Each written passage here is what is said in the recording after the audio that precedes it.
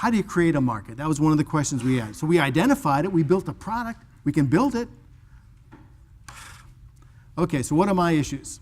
What do I think the real issues are? Does it really work? You know, does it really work? Are there too many cracks and pops in the background?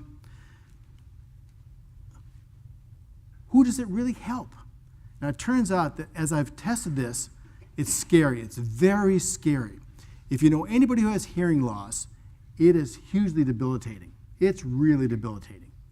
So what I'm finding is we're going to attract a lot of people who are desperate. They're looking for any solution that'll work. You know what's going to happen? This is not going to be good enough. Then you know what's going to happen on Yelp? People are going to say, I bought that piece of junk. My grandfather really needed it. It didn't work.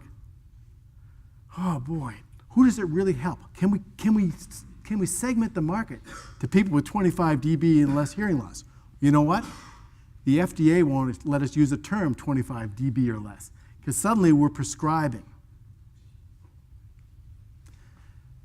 I have a lot of faith in the free market system. If this thing works, people will use it. And I mean, it will get there, but I'm really worried that we'll disappoint a lot of people. So who does it really help, and can we speak to them and try to stay out of the negative box of it didn't work for my grandfather? Okay. Can the wearer make it work? There's buttons on this thing. There's a button on the top that turns it on. There's a button on the side that mutes it. When I give it to people, they put it in. Next thing you know, they turn it off. Well, we saw that happening, and now you get a message. When I turn it on, it says power. I hear powered up. When I push the mute button, it goes mute. So I'm getting some audio cues on those buttons. That's how we solve that problem, but there's still buttons on this thing. Will they wear it? So it's been my observation that men hate it. Men hate it. They don't want to admit the problem. They don't like the device. On and on it goes. And as I said, I've had great success with women. Turns out women are better listeners. Surprise. And in order to be a good listener, you have to listen. That means you want to hear. So it's been amazing. It's been amazing that I've had great success with the women I've tried it with. Funny use cases popped up. A friend of mine, he wears it in his office, and his wife wears the microphone, which I had here somewhere. Right here. Oh, you got it. I'm wearing it. You've got it. And he goes into his office, and she can talk to him from the next room. Funny use cases start popping up. Okay? What channel is required to sell it? Fine. There's a lot of people I know, older than 50, older than 60, who hate these things, and they let their grandchildren or children set it up, right? So doing this app and doing this programming might not work.